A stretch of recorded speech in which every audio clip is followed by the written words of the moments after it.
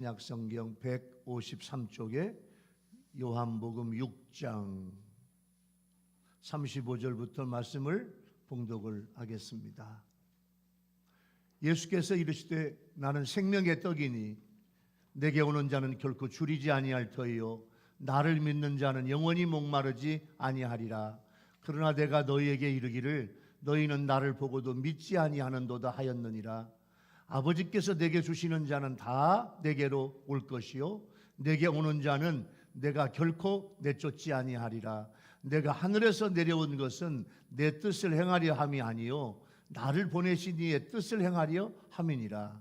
나를 보내신 이의 뜻은 내게 주신 자 중에 내가 하나도 잃어버리지 아니하고 마지막 날에 다시 살리는 이것이니라. 내 아버지의 뜻은 아들을 보고 믿는 자마다 영생을 얻는 이것이니 마지막 날에 내가 이를 다시 살리리라 하시니라. 아멘. 우리 박수 할렐루야. 여러분 예배당에 들어오실 때 예배당 밖에 있는 국화꽃 봤어요? 무슨 색깔이야? 예? 보라색. 나 처음 봤네요. 우리 이남희 집사님 농장에서 그 국화꽃을 지금 이렇게 금년 키워서 제일 먼저 예배당에 이렇게 해주셨고, 또 이렇게 강단에 대국이랑 이렇게 이쁘게 꽃을 해주셔서 너무너무 고맙고 감사해요. 꽃 이쁘지요? 처음 봤네요. 참 멋있죠? 네. 인간에게 6가지 감옥이 있대요. 여러분에게 잘 들어봐요. 첫 번째 감옥은 자기 도취의 감옥이야. 자신만을 아는 병에 걸리면 정말로 못 말려요. 자기가 최고야. 자기가 최고. 세상에서도 교회에서도 가정에서도 자기가 최고야. 이게 자기 도취의 감옥. 첫 번째 감옥. 이 감옥에 들어가면 행복하지 못해요. 하나씩 해볼게요. 첫 번째 자기 도취의 감옥. 두 번째는 비판의 감옥이에요. 항상 다른 사람의 단점만 보고 비판하기를 좋아해. 다른 사람의 장점은 절대 말하지 않아. 다른 사람을 칭찬하고, 참 저분에게 저 좋은 면이 있구나, 나도 배워야지. 이렇게 다른 사람의 장점을 보지 않고 다른 사람의 단점만 보아. 이게 비판의 감옥. 세 번째는 절망의 감옥이에요. 항상 세상을 부정적으로만 보고 불평하고 절망해. 넷째 감옥은 과거 지향의 감옥이에요. 옛날이 좋았어. 옛날 왕년에 나도 다 해보았어. 옛날 왕년 따져. 그래서 현재를 낭비해. 현재를 중요하게 생각하지 않아요. 과거 지향의 감옥이에요. 다섯째 감옥은 선망의 감옥이에요. 내 떡의 소중함은 모르고 남의 떡만 크게 보여. 내 것은 우습게 보이고 남의 것 좋게 보여. 자족할지 몰라. 만족할지 몰라요.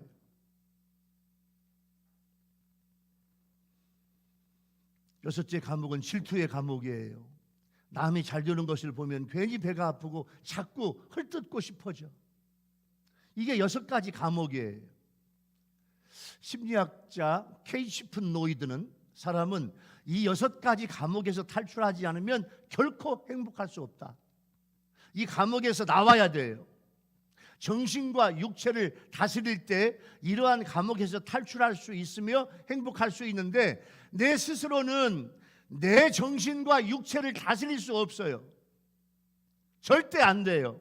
우리 아멘 합시다. 하나님의 은혜 받으면 돼. 할렐루야. 하나님의 은혜 받으면 이 6가지의 감옥에서 해방될 수 있어요. 예수님 만나면 돼. 할렐루야. 여러분, 오늘 이제 말씀에 받아러 가겠습니다. 오늘 읽었던 이 본문은 예수님이 생명의 떡으로 오신 말씀을 주신 거예요. 나는 생명의 떡이다. 예수님께서 자기 자신을 선언해요. 나는 포도나무다. 나는 생명의 떡이다. 이렇게 예수님이 자기 자신을 선언하는 말씀인데, 예수님은 육신의 떡을 구하며 추종하는 자들에게 영생하는 생명의 양식을 위해서 일하라고 말씀을 하시면서 하늘에서 내린 떡만이 생명을 줄 수 있다, 이렇게 말씀해요. 그러자 무리들은 예수님의 그 말씀의 의미를 모른 채 계속 생명의 떡을 주어 먹게 하라고 하고 있어요. 이때 예수님은 생명의 떡이 바로 나다. 예? 내가 생명의 떡이야. 내가 생명의 떡을 주러 왔어. 내가 하는 말은 생명의 떡이야. 할렐루야. 오늘 신학경 권사님이 오셨네. 할렐루야.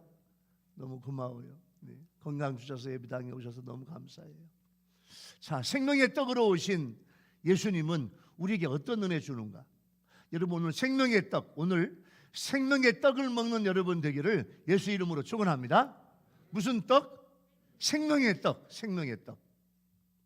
첫 번째 주시는 은혜의 주제는요, 예수님은 자기 자신을 생명의 떡이라고 말씀을 하시면서 예수님께 오는 자는 줄이거나 굶주리거나 헝그리 하거나 줄이거나 목마르지 아니하리라, 이렇게 말씀을 하셨어요. 여기서 내가 곧 무엇이다 라고 하는 헬라어 에고 에이미, I am that, 이런 말인데, 이건 요한복음에 예수님의 자기 계시가 여러 가지가 나와요. 그 중에 하나인데, 예수님의 자기 선언은 예수님 자신이 누구인지 사람들에게 계시하기 위해서 쓰시는 건데, 예수님은 자신을 생명의 떡이라고 말씀을 하셔요. 물론 이 떡은 이스라엘 백성들이 광야에서 먹었던 만나와 구별되는 특별한 떡이에요. 광야에서 오병이어 기적으로 떡도 먹어보았어요. 육체적인 굶주림을 해결하기 위한 요 떡과 고기도, 떡과 생선도 먹어보았어요. 그런데 예수님은 예수님 자신을 떡이라고 말씀을 하고 있는 거예요. 그들이 찾는 물질적인 떡은 일시적으로 생명을 유지시켜 주기는 하나 영원한 생명을 주지는 못해요. 그러나 예수님이 주시는 생명의 떡은 예수님을 믿는 사람들에게는 영생을 주시는 거예요. 오늘 35절에 사람이 하나님으로부터 영원한 생명을 얻게 되는 유일한 비결이 나오는데, 그것은 예수님께 오는 것, 예수님을 믿는 것이라고 말씀을 하고 있어요. 내게 오는 자, 내게 오는 자, 예수 믿으러 오는 자, 또 나를 믿는 자, 똑같은 사람이에요. 누구든지 생명의 떡을 먹어 줄이지 않고 목마르지 않으려면 예수님께 와야 하고 예수님을 믿어야 돼. 예수님은 내 죄짐에 질린 모든 사람들에게 다 내게로 와라. 힘들고 어렵지, 너희 짐이 무겁지, 고민하고 절망되는 것, 걱정 근심 가지고 다 내게로 오라 말씀을 하는데, 오는 사람들은 예수님을 믿고 따르기 위해서 오는 사람들이에요. 하나님께서는 예수님을 통해 모든 사람을 구원으로 초청하셔요. 어떤 방식으로든지 복음을 듣거나 복음을 받은 사람은 예수님의 부르심으로 생각해야 하며, 선택과 결단은 그들 자신의 몫이야. 선택과 결단은 내가 결단해야 돼. 우리 노정우 권사님이요, 지난주에도 예배드리고 지난주에 우리 아롱사태 육개장을 했는데 권사님이 가셔. 권사님, 제가 권사님 어깨를 껴안고, 권사님 오늘 아롱사태 육개장 맛있어요, 권사님 잡수고 가세요. 그랬더니 하이 목사님, 늙은이가 그냥 이렇게 밥을 먹는 게 미안해요. 권사님 뭐가 미안해요? 예? 그래서 잡수고 가시라니까 이제 가시겠다는, 혼자 계시니까. 예? 그렇게 가시고 너무너무 마음이 아파서 이제 우리 주방팀의 이야기에서 이렇게 용기에 싸달라고 해가지고 용기에 싸가지고 갔어요.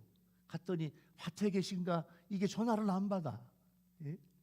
그래서 아파트 통로에 이렇게 전해 주시도록 이게 통로에다가 이렇게 부탁하고, 그 통로에 사시는 우리 정강훈 집사님한테 부탁을 해서 전해 드렸어요. 그런데 금요일 날 그 전에 이제, 그런데 딸이 이렇게 내장산을 월요일 날 구경시켜 주셨대요. 내장산도 갔다 오시고 건강하게 계시다가 을지병원에 화요일 날, 수요일 날 이렇게 가셔서 병원에서 계시다가 금요일 날 밤 7시 40분에 운명하셨어. 하나님의 소천 받으셨어요. 하나님이 불러가셨어. 제가 왜 이 말씀을 드리냐면 권사님 장례식장에 가서 이제 가족들을 만나는데 올해 85, 2남 3녀 5남매를 두었는데 모든 자손들이 전부 다 28명이야. 근데 두 아들, 며느리, 세 딸, 사위, 친손자, 외손자, 증손자 전부 합해서 28명인데 한 명도 빠짐없이 다 예수 믿어. 할렐루야. 얼마나 하나님 앞에 고마운지 몰라, 감사한지 몰라. 그 가족들이 다 예수를 믿으니까요. 진미하는 저를 얼마나 사랑해주고 고맙게 생각하고 좋은지 몰라. 우리 교인들 한번 봐봐요. 여러분들의 아들, 딸, 여러분의 며느리, 사위, 손자, 손녀들 어때요? 예수 잘 믿어요? 여러분, 우리 가족들은요, 한 명도 빠짐없이 다 예수 믿는 가족이 되기를 예수 이름으로 축원합니다. 다 믿어야 돼요. 그래서 내일 발인인데요. 오늘 또 오후 예배 마치고 가서 또 예배 드릴 텐데 내가 우리 노정훈 권사님의 장례는 내 신이 막 신바람이 나. 기뻐, 즐거워. 왜? 온 가족이 예수 믿고 예수 잘 믿고 그 노정훈 권사님의 그 가문에서 목사님도 나오고 장로님도 나오고 선교사도 나오고 권사님도 나오고 안수 집사님도 나오고 다 집사님이고 청년들이 다 교회에서 신앙생활을 얼마나 잘하는지 몰라. 훌륭한 믿음의 가문이더라고요. 여러분의 가문은 어떻습니까? 부부도 예수를 믿지 않아. 어떤 아들, 딸 예수 믿지 않아. 여러분 분발하세요. 분발하세요. 그 권사님은 2018년도에 우리 교회 오셔서 5년 동안 우리 교회에서 예배드리다 가셨어요. 근데 내가 가서 보니까 너무너무 훌륭한 믿음의 가문이더라고요. 여러분, 예수 믿는 것은요, 선택과 결단은 그들 자신의 몫이야. 그런데 여러분의 가정이요, 예수 믿을 때 하나님께서 여러분들에게요, 굶주림과 주림과 그리고 목마름, 예수 믿을 때 줄이거나 목마르지 않고 기쁨을 주고 은혜를 주고 참만족을 주고 그런 놀라운 하나님의 은혜가 여러분에게도 임하게 되기 바랍니다. 할렐루야. 그분들을 만나니까 다 믿음의 사람들이 너무 기뻐. 복음이 왔을 때 복음을 받아들이고 결단하고 예수 믿고 은혜 받고 어린아이들 하나까지 다 예수를 믿는 그런 28명의 가족이 됐더라고요. 근데 예수님을 알지 못하고 믿지 못하고 예수님의 그 심령에 없는 사람은 여러분 봐봐요. 세상적으로 많은 걸 소유해서 부자야? 땅도 많고 건물도 많고 돈도 많아요? 보세요. 예수 믿지 않으면요, 그 마음속에 허무와 절망과 불행과 좌절과 두려움이 쌓여 있어. 돈은 많지만 부동산도 많지만 죽을 것이 두려워요. 죽는 게 무서워요. 그러나 예수님을 만나고 예수님께 오는 사람들은 지금 당장 내가 소유가 많지 않더라도 주님이 주시는 참된 만족과 기쁨이 그 안에 충만하게 된 줄로 믿습니다. 예수님은 자기 자신을 생명의 떡이라고 하시고 이 양식은 인자가 너희에게 주리니 그렇게 말씀을 했어요. 말씀을 주셨고 자기 몸을 십자가 위에서 깨뜨려 주셨어요. 여러분, 예수님과 구약의 모세하고 비교해 볼까요? 여러분, 모세는 하나님의 은혜로 하늘에서 만나를 비처럼 내리게 했어요. 백성들을 마음껏 먹였어. 40년 동안 농사하지 않고 마음껏 먹고 살았어요. 바위에서 샘을 내어 백성들을 마시게 했어요. 그러나 모세가 이스라엘 백성들에게 내어준 것 가운데 자기 자신을 희생해서 내어준 것은 아무것도 없어. 그런데 예수님은요, 자기 자신을 이스라엘 백성들과 우리 모든 인류를 위해서 십자가에서 희생하신 생명의 떡이에요. 모세가 반석을 침으로 터졌던 그 생수가 바로 예수님이에요. 예수님은 목숨을 바쳐 우리에게 생명의 떡을 주시고 우리를 만족해 했어요. 우리 아멘 합시다. 그 예수님이 지금 우리와 어떻게 계시느냐? 하나님의 말씀으로 함께 계셔. 성경 말씀으로 함께 계셔. 이게 예수님이에요. 하나님의 말씀은 우리에게 믿음을 주고 우리의 삶이 의욕을 상실했을 때 새로운 삶의 능력을 주십니다. 고통과 시련 당할 때 위로를 얻게 합니다. 실망과 좌절에 쌓일 때 새로운 소망을 얻게 하고, 말씀을 읽을 때 마음이 평안해지고 말씀을 들을 때 구원에 이르는 지혜를 얻게 되고, 그 말씀이 성경의 검 하나님의 말씀이고 마귀의 괴계를 물리칠 수 있어요. 또한 성경은 희망의 창문이에요. 그 창문을 통해서 우리는 영원한 세계를 바라보아요. 우리가 하나님께서 주시는 이 계시의 말씀을 먹을 때만, 지금 여러분들이 말씀을 들어요. 말씀을 듣고 그 말씀으로 내 것을 만들면 그 말씀을 먹는 거야. 다 따라서 해봅시다. 다 같이 말씀을 먹자. 뭘 먹자? 말씀을 먹자. 성경 말씀이 말씀이에요. 주님이 말씀이에요. 그 말씀을 내 것으로 받아들이면 내가 말씀을 먹는 거예요. 그러므로 하나님의 말씀, 그 생명의 떡을 매일 먹어야 돼요. 여러분, 요즘에 건강이 어떻습니까? 건강을 재는 척도에서 식욕 문제가 가장 중요해요. 식욕 상실은 건강의 적신호예요. 밥맛이 없어요. 밥이 가시 같아. 밥맛이 없어. 건강의 적신호예요. 근데 식욕이 왕성해. 이거 건강의 청신호예요. 성도가 매일 성경을 매일 먹어야 하는데 성경 식욕을 상실해서 성경 말씀 읽어도 무슨 말인가 모르겠어. 몸이 건조해. 영적으로 병드는 거예요. 지금 영적으로 죽어가는 증거예요. 주님의 말씀, 생명의 떡이 그 맛이 꿀보다도 더 달아야 영적으로 건강한 거야. 할렐루야. 시편 119편 103절. 성경은 영의 양식이고 성경은 생명의 떡이고 진리의 보석이고 성경이 예수 그리스도예요. 그래서 예수님은 요한복음 10장 11절 말씀에서 이렇게 말씀해요. 나는 선한 목자다. 선한 목자는 양들을 위하여 목숨을 버린다. 예수님은 목숨을 십자가 위에서 버리기 위해서 이 땅에 오셨어요. 여러분은 생명의 떡인 예수님을 만나서 날마다 만족하고 계십니까? 주님을 만나 주님의 은혜 속에서 날마다 행복하십니까? 예수님 우리에게 세상에서 줄이거나 목마르지 않게 하셨어요. 주님을 만나서 여러분의 삶에 필요한 모든 것이 풍요함을 누리는 여러분 되기를 예수님의 이름으로 축원합니다. 세상에서 굶주려 줄이거나 목마르지 않도록 주님이 풍요한 은혜를 주시는 거예요.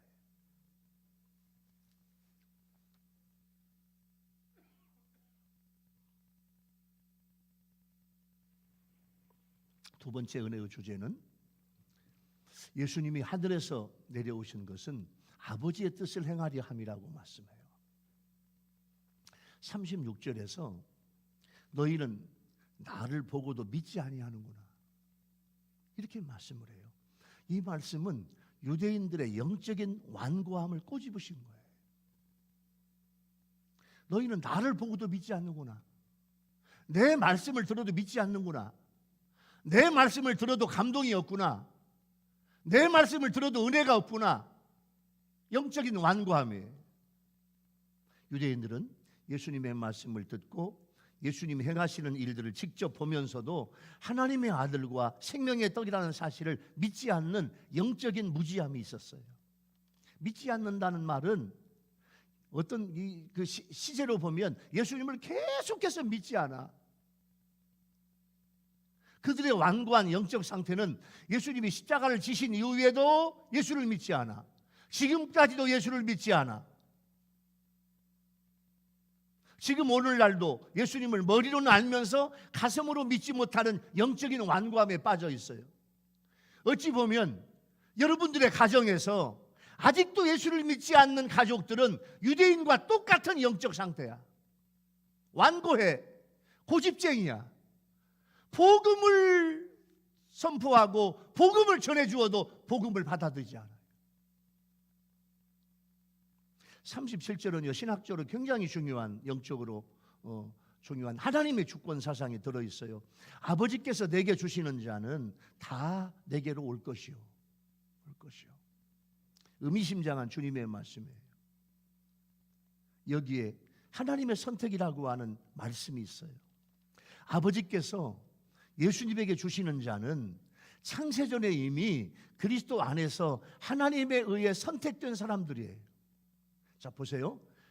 여러분 하나하나를 여러분이 태어나기 전에, 창세 전에 여러분들이 태어날 걸 알고 하나님께서 여러분들은 유일교의 신자로 될 것을 알고 하나님이 여러분들을 이미 선택하셨어. 믿으시면 아멘. 에베소에서 나와 그 말씀이에요. 내가 너희들을, 창세전에 내가 너희들을 선택했다. 하나님 나 태어나지도 않았는데요. 그래, 네가 태어나기도 전에, 수천 년 전에 내가 너를 이미 선택했다. 얼마나 감사해요. 여러분 감사하지 않아? 누가 나를 선택했다? 누가? 하나님이 나를 창세전에 선택했다는 거예요. 이 선택했다고 하는 또 하나의 의미는 뭐냐면, 예수 그리스도 안에서 하나님의 은혜에 선택된 사람들인데 그리스도 안에서 예정되어 있겠지만은 예수 그리스도를 지금 영접한 사람, 예수 안에서 선택한 사람, 복음을 영접한 사람은 지금도 하나님의 구원의 역사는 계속된다. 그 말이에요. 그래서 우리는 한 영혼을 전도해서 구원받게 해야 돼요. 그런 의미에서 우리들이 예수 믿게 된 것은 하나님 아버지가 예수님께 주신 선택받은 우리들이에요. 이 세상에서 어떤 것과도 바꿀 수 없는 선택받은 축복, 그 믿음이 있고 그 자존심이 있고 그 자긍심이 있어야 돼. 나는 하나님께 선택받았다. 할렐루야. 나는 하나님께 선택받은 하나님의 아들이, 하나님의 딸이야. 나는 하나님의 것이야. 나는 사탄 마귀의 것이 아니야. 나는 하나님의 것이라고 하는 선택받은 그 은혜가 있어야 돼.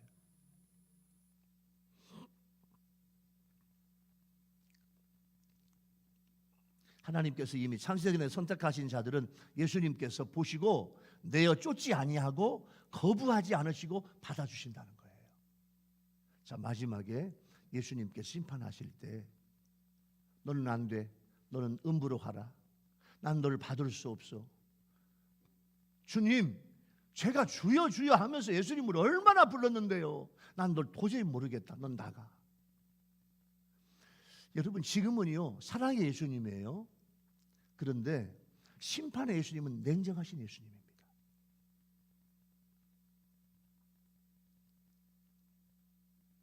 구원의 주체는 하나님이시지만은 그 일을 행하시는 분이 예수님이에요. 예수님께서 하늘 보좌를 버리시고 연약한 사람의 몸으로 이 땅에 오신 목적은 예수님은 자기 뜻을 행하려고 하는 것이 아니고 아버지의 뜻을 행하려고 하는 거예요. 이 말씀은 예수님은 아버지와 하나이며 예수님이 행하시는 모든 일은 바로 아버지께서 행하시는 것을 말씀해요.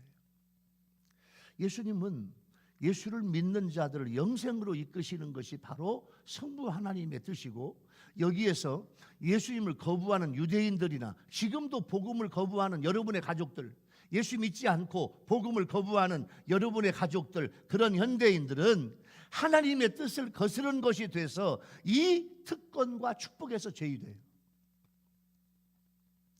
우리 가족 중에 이런 분이 있다면 그래도 우리는 전도하고 열심을 내야 돼요.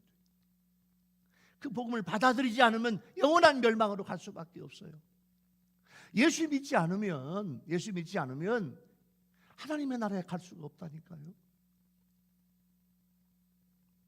사도 바울은 로마서 9장 16절 이하에서 우리 구원에 속한 하나님의 절대 주권을 강조하면서 하나님과 인간의 관계를 토기장이와 진흙에 비유했어요. 우리 역시 한 덩이의 진흙에 불과한 존재입니다. 우리에게 무엇이 있는 것이 아니에요. 내게 무엇이 있어서 믿음을 결정한 것이 아니에요. 그럼 우리는 자랑할 것이 없고 내세울 것이 없어요.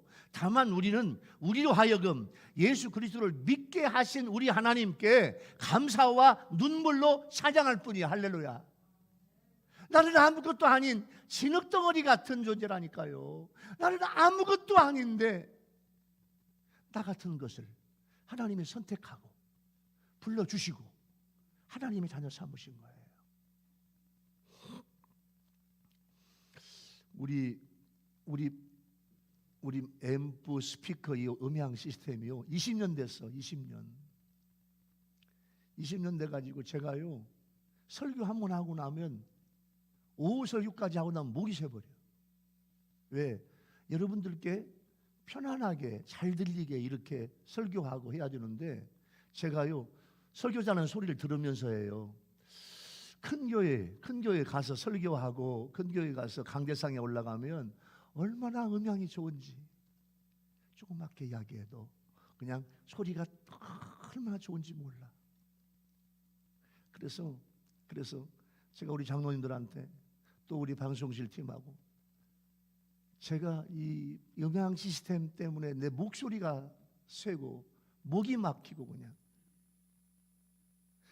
나한테 들려오는 소리가 있어요. 제가 소리를 들으면서 하는데 여러분들은 편하게 듣지요. 편하게 듣게 하기 위해서 내가 목소리를 높이고 내가 최선을 다해서 좋은 목소리가 나게 만드는 거예요. 이 음향 시스템을 좀 20년 됐으니까 바꾸려고 그래요.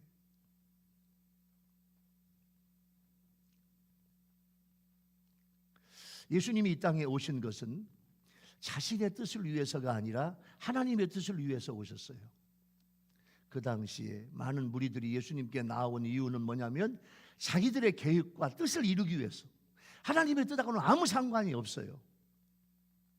자기들의 배를 채우고 예수님을 자기들의 정치적인 왕으로 세우려고 예수님을 따라 나왔어요. 그때 그 당시에.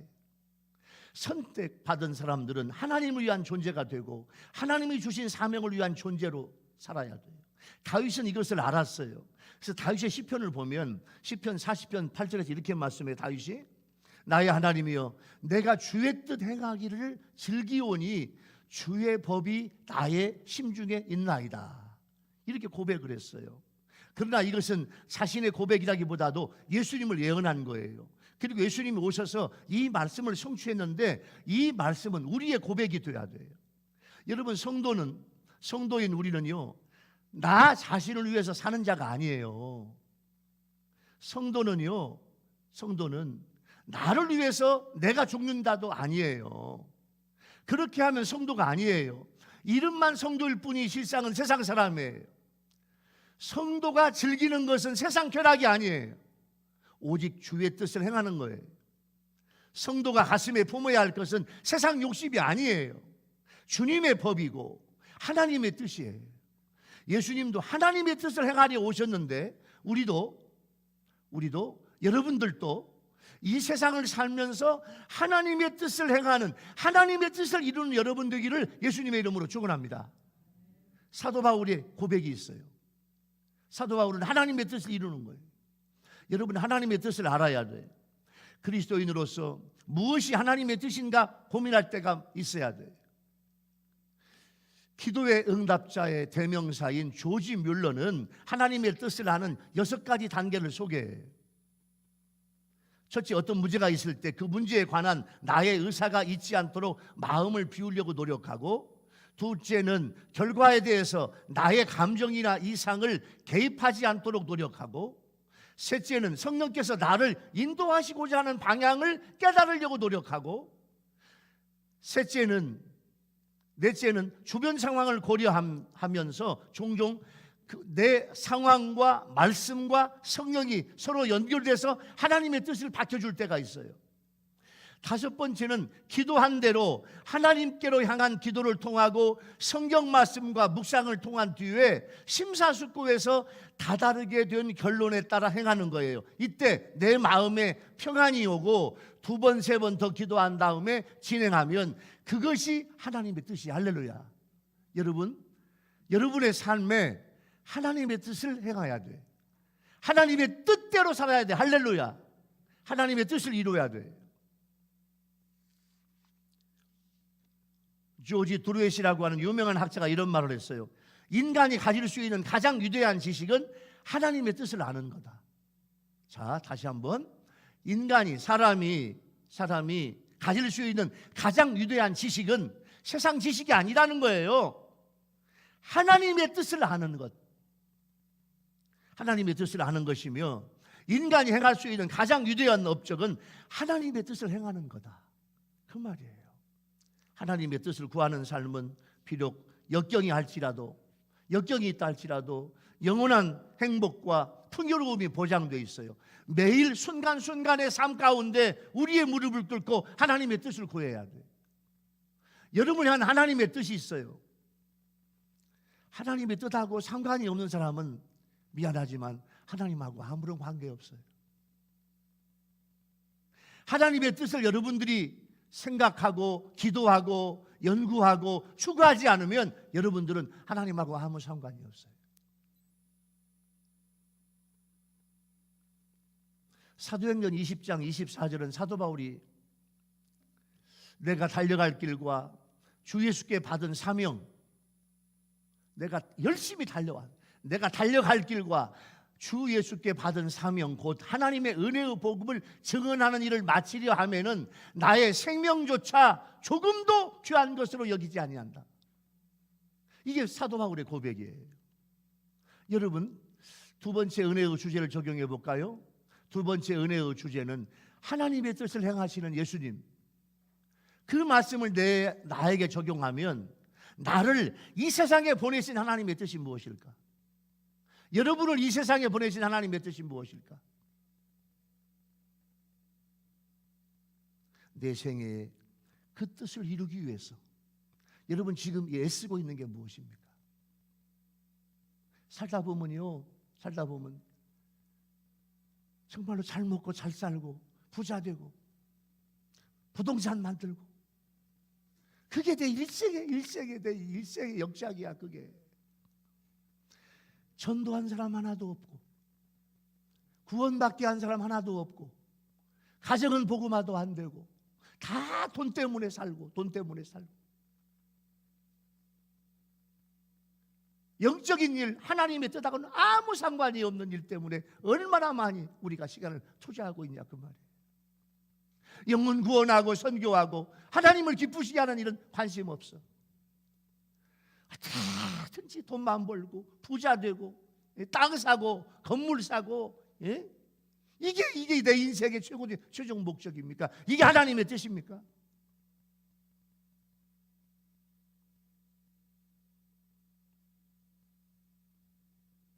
내 생애가 다하기 전에 하나님이 기뻐하실 그 뜻이 무엇인가? 하나님, 내 인생의 하나님의 뜻은 무엇인가요? 그 하나님의 뜻을 지금 생각해 보는 거예요. 예수님은 내가 그 때문에 그 뜻을 이루기 위해서 이 땅에 왔다. 하늘 보자 버리고 이 땅에 왔다. 하나님의 뜻을 이루기 위해서. 그러면 주님이 지금 말씀하시는 건 너희들은 하나님의 뜻을 이루기 위해서 뭐 하고 있냐? 이게 주님의 지금 질문이에요.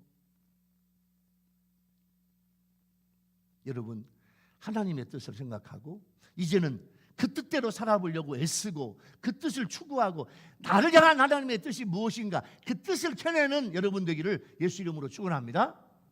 세 번째 오늘 은혜의 주제는요, 예수님은 아들을 보고 믿는 자는 영생을 얻으리라 하셨습니다. 예수님이 항상 중요시하고 행동의 기준으로 삼으신 것은 자기를 보내신 아버지의 뜻.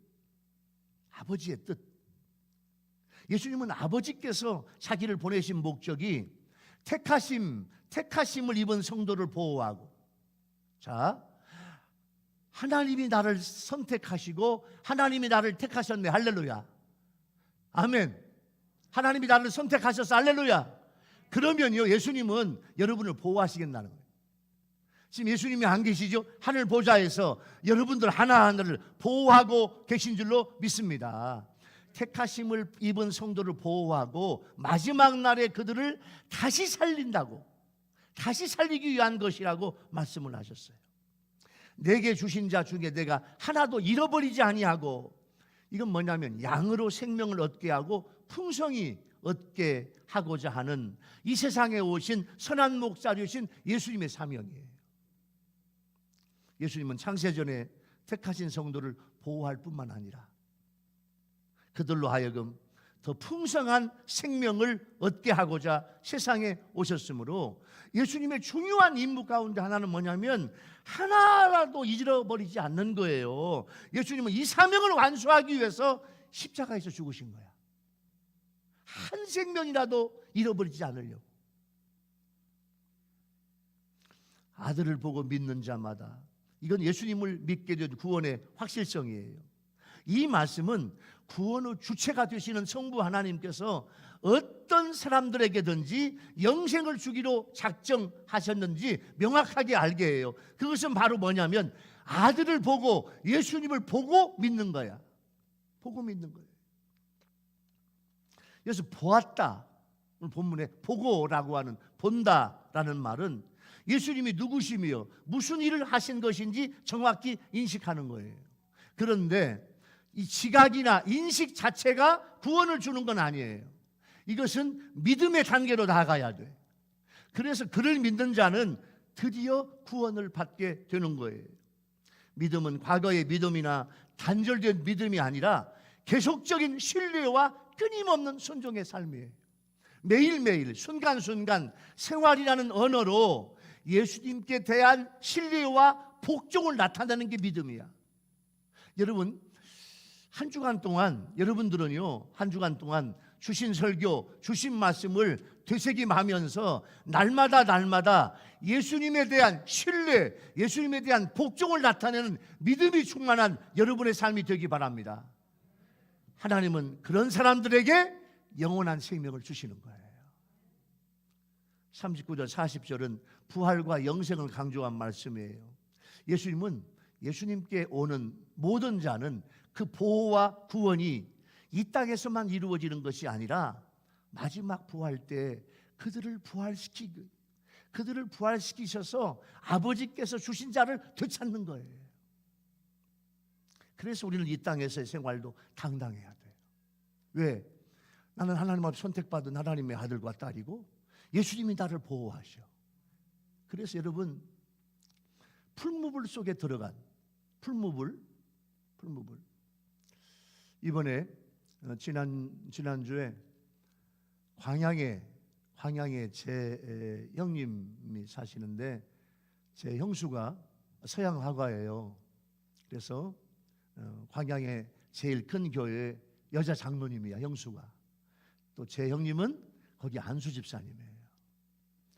형수가 35점의 유화 작품을 그려서 그 광양 교회가 크니까 그 전시회를 잘 꾸며서 광양시에 기증을 했어. 그래서 광양시의 유명한 작가들은 거기서 전시회를 해요. 그래서 그것을 광양시에 기증한 다음에 전시회를 하는데, 네 번째 작가전으로 이제 작가 유화 전시회를 해서 저하고 저희 사람하고 갔어요. 가서 이제 전시회를 보고 형님하고 형수님하고 대화를 나누는데, 그 형님이 포항제철에서 중요한 임원 출신이고 나중에 이제 포항제철에서 정년을 하고 또 작은 회사를 만들어서 회사 사장도 하다가 이제 그 회사 후배들에게 이제 또 넘겨주고 계신 분인데, 형님이 그런 말씀하시더라고요. 이번 태풍에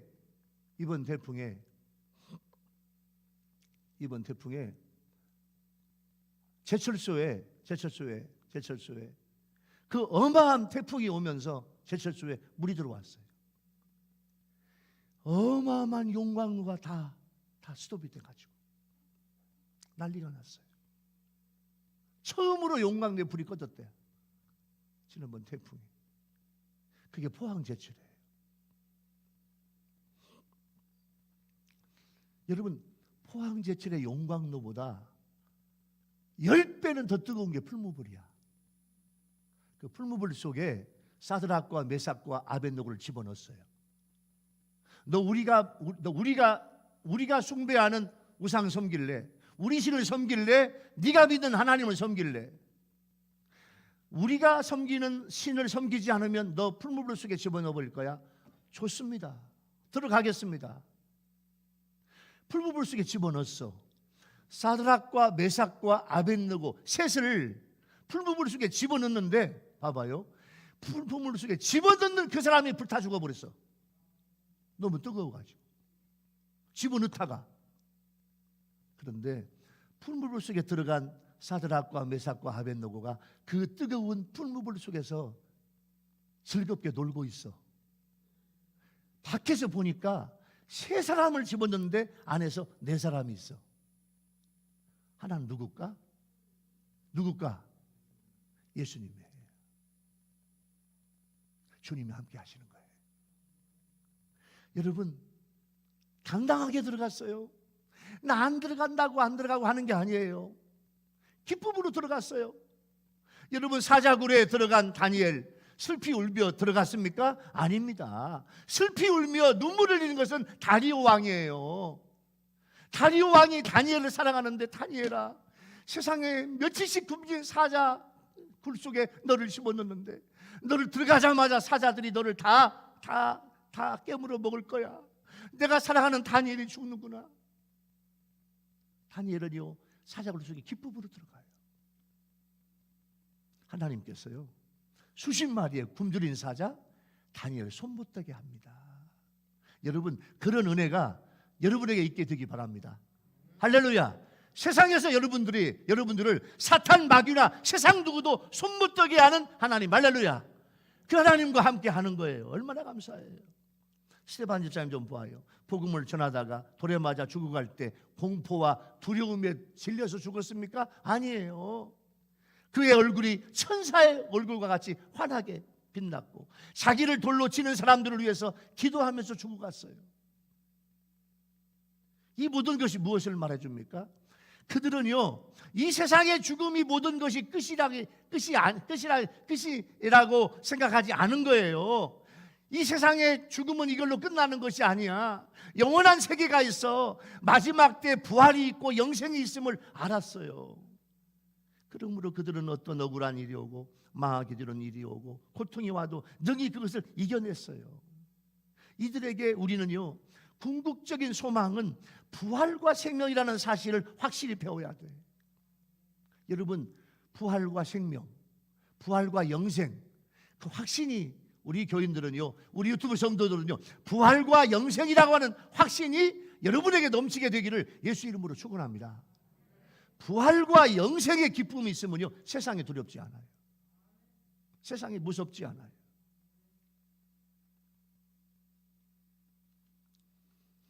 예수를 믿는 사람은 영원히 사는 법을 알고 있습니다. 예수님은 생명이기에, 예수를 믿고 예수 안에 거한 자에게 영생이 있어요. 예수님은요, 죽은 사람을 만날 때마다 살려주셨어요. 자, 회당장 야이로의 죽은 딸, 금방 죽었네. 바로 살려주셨어요. 나인성 과부의 죽은 아들, 하루가 지났네. 주님이 살려주셨어요. 죽은 지 나흘이나 되는 나사도도 살려주셨어요. 이건 뭐냐면, 예수님은 지금 죽었거나 죽은 지 하루 이틀 되거나 며칠이 됐어도 예수님은 얼마든지 살릴 수 있다. 그걸 말씀해 주는 거예요. 예수 그리스도를 믿을 때 죄와 허물로 죽었던 우리의 심령이 살아나요. 생명을 얻은 우리의 심령은 육신이 무너진다고 해서 죽는 것이 아니에요. 더 나은 세계로 옮겨가는 것뿐이에요. 그러나 예수 그리스도 밖에 있는 자에게는 생명이 없어요. 예수 밖에 있는 사람은요, 죽어가는 거예요. 사는 것이 아니에요. 죽어가는 거예요. 우리도 죽어가지만 우리는 더 넓은 주님의 세계로 들어가고 있는 거예요. 할렐루야. 그래서 신자와 불신자의 죽음은 달라요. 신자의 생활과 불신자의 생활은 달라요. 그리스도 안에 있는 자에게만 생명이 있음을 명심해야 돼요.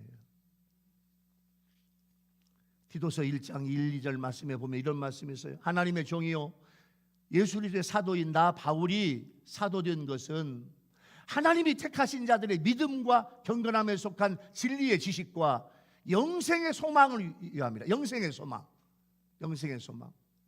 우리 교인들은요, 특히 우리 어르신들은요, 영생의 소망. 영생의 소망이 분명해야 돼. 이 영생은 거짓이 없으신 하나님이 영원 전부터 약속하신 것이라. 할렐루야. 자, 세 번째 은혜의 주제. 세 번째 은혜의 주제를 적용해 보면 예수님은 아들 예수 그리스도 예수님을 보고 믿는 자는 영생을 얻으리라 말씀했어요. 영생. 여러분, 하나님 우리한테 주신 최고의 선물은 우리 아멘 합시다. 예수 그리스도야. 예수님을 주신 하나님은요 최고의 선물을 주셨어.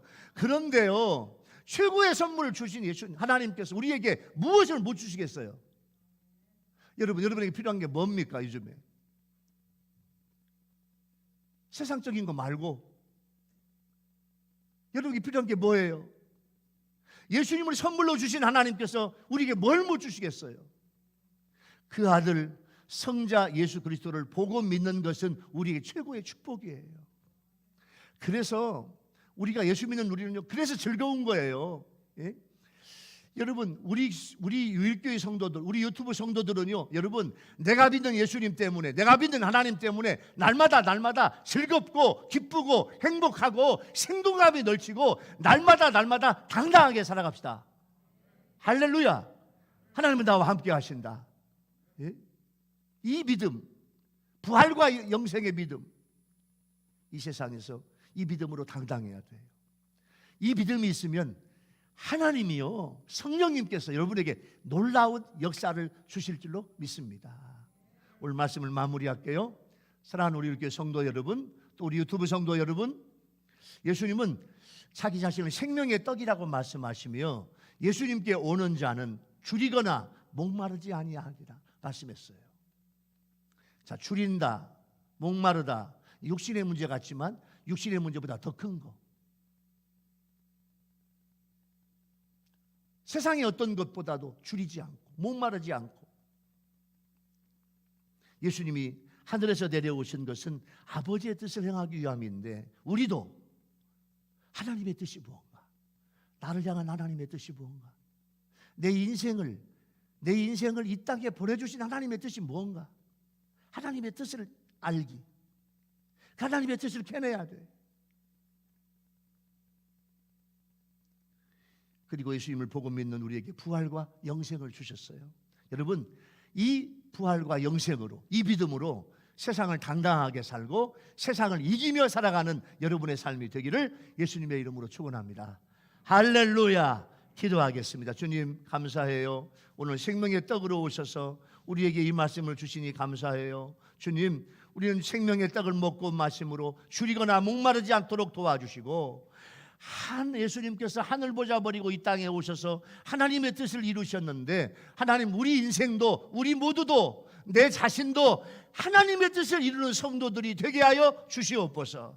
뿐만 아니라 예수님을 보고 믿는 자마다 영생을 얻는다고 했는데, 주님, 우리 안에 주신 영생, 우리 안에 주신 생명, 부활과 영생, 이 믿음으로 날마다 당당하게 살아가는 우리 성도들이 되게 하여 주옵소서. 예수님의 이름으로 간절히 기도하옵나이다. 아멘. 찬송가 95장.